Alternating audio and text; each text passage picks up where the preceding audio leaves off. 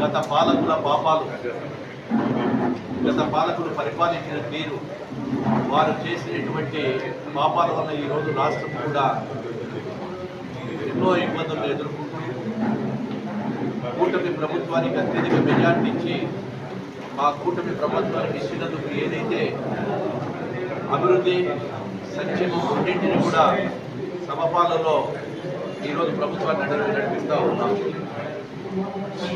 మొన్నటికి మొన్న 3-4 సార్లు మాజీ మంత్రి బుగ్గన మాట్లాడుతూ రాష్ట్రంలో అరాచక పాలన సాగుతూ ఉంది, రాష్ట్రంలో వ్యవస్థలన్నీ సర్వనాశనం అయిపోయాయి, ప్రజలను వెన్నుపోటు పొడిచారు అనేటువంటి స్టేట్మెంట్ ఇవ్వడం ఉంది బుగ్గన రాజేంద్ర రెడ్డి గారు.